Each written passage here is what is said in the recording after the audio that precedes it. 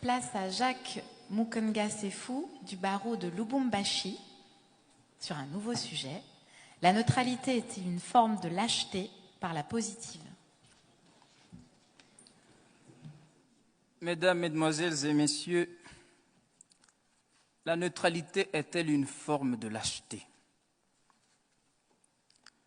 Sans blague, ce sujet n'est pas une blague.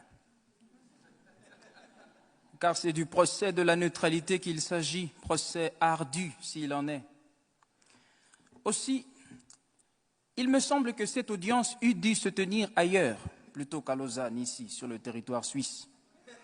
Cette Suisse altière qui aura fait de sa neutralité bicentenaire une religion d'État.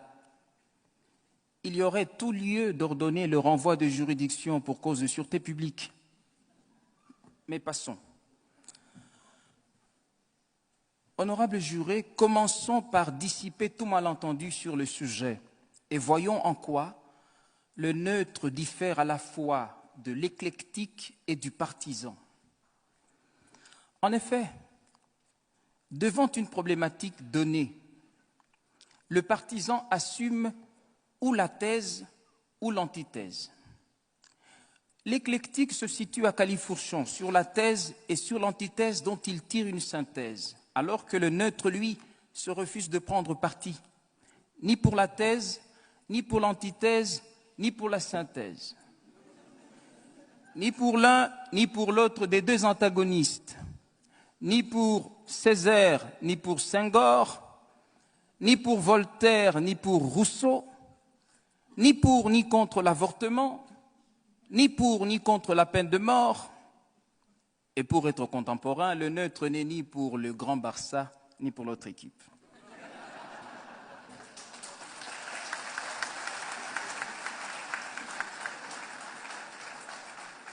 Je sais, oui, je sais. On nous a vanté 1000 vertus de la neutralité. On a répandu que la neutralité serait la sagesse de la prudence ou la prudence de la sagesse, que la neutralité préserverait de la vengeance, de l'affrontement, qu'elle garantirait la paix républicaine. On a même soutenu que la neutralité serait gage de crédibilité. Mais non, ce n'est là qu'une péroraison tonitruante. À dire vrai, Dieu sait que toute neutralité cache une lâcheté qui a honte à s'avouer. La neutralité, c'est de la lâcheté. Est-il besoin de le prouver?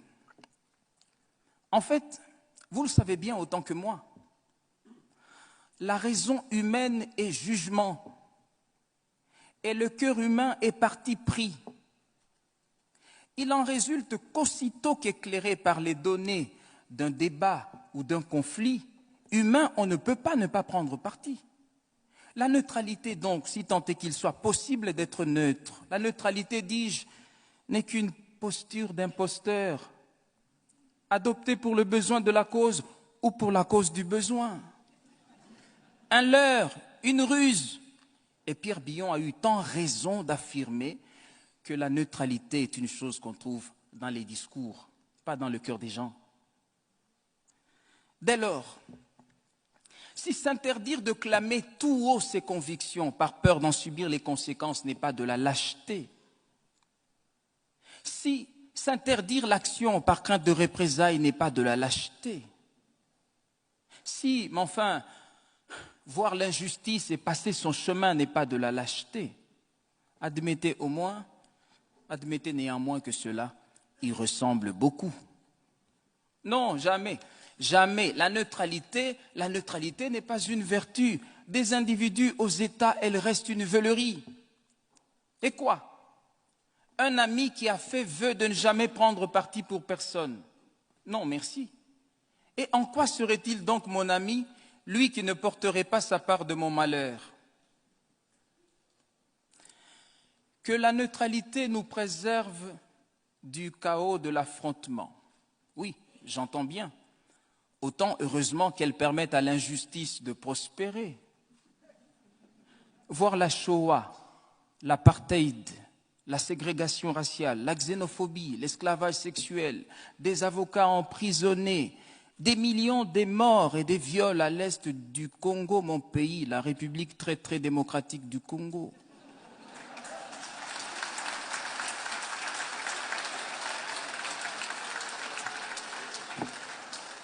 Mais oui, voir tout cela et passer son chemin.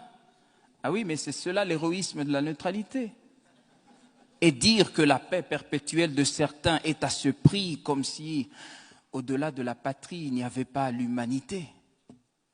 Vous savez, un régime qui opprime son peuple aurait tout à gagner que des États tiers demeurassent neutres au conflit. Mais Desmond Tutu considère avec raison que si vous êtes neutre dans les situations d'injustice, vous avez choisi le côté de l'oppresseur. Car la neutralité aide l'oppresseur, jamais la victime. Alors, on m'objecterait volontiers que la neutralité nous aurait épargné l'enfer libyen, l'Irak, l'Afghanistan, le Darfour, les migrants. Certes, mais comprenez-moi bien, si je conçois que l'indifférence et l'inaction qu'implique la neutralité sont funestes, je n'applaudis pas pour autant des interventions arbitraires, dictées par des convictions parfois insincères. Et encore,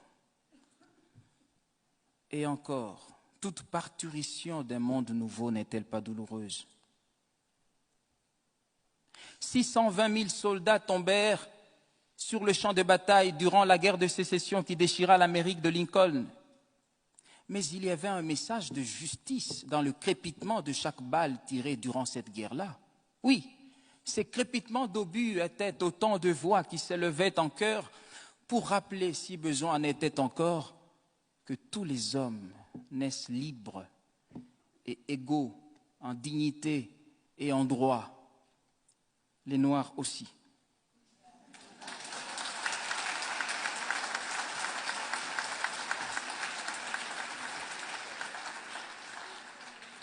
La neutralité, c'est un leurre. Tenez, le géant d'Asie a promis d'être de toute neutralité, sapristi. Une aubaine pour les roitelets du Gondwana qui jubilent et rendent grâce aux descendants de Mao d'avoir des droits de l'homme une vision aussi grande que leur taille.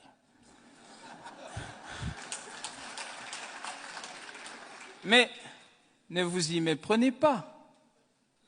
Pékin se tait parce que Mao est à table, la table de Mendeleïev. Et en Afrique, lui dit-on, il est impoli de parler quand on mange et mal poli de jaser la bouche pleine.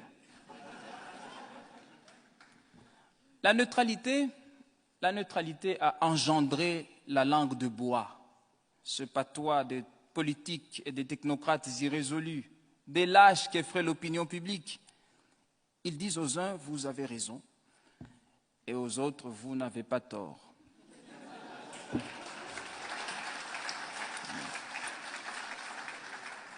Mais je veux dire, il est honteux d'être sans honte. Est-ce cela la politique? Voilà, mesdames et messieurs, il ne me reste plus rien à prouver. Oh, que si. Vous rappelez que Dieu même a en horreur la neutralité. Ainsi, parce que tu es tiède et que tu n'es ni froid ni bouillant, je te vomirai, déclare-t-il.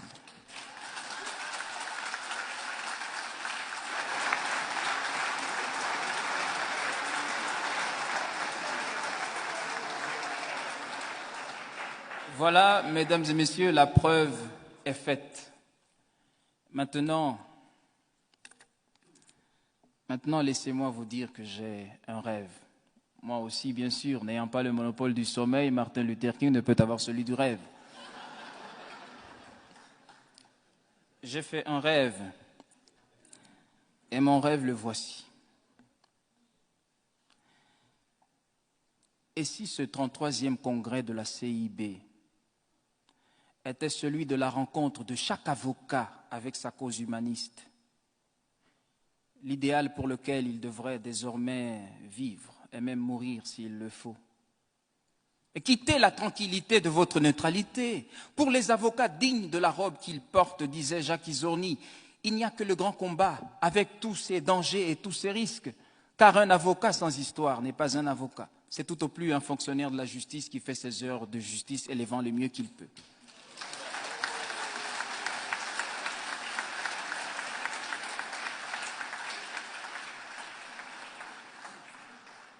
Quittez le confort de votre neutralité et descendez dans l'arène, vous mêlez des choses qui ne vous regardent pas. L'humanité vous en saura bien gré. Comme Zola pour Dreyfus, accusé. Comme Voltaire, donnez à graver cette épitaphe, il défendit Calas. Comme Sartre, Che Guevara, soyez de tous les combats. Comme Mandela, quittez votre robe d'avocat s'il le faut et allez vers le large. Et comme Vergès, sauvez Jamila et épousez-la.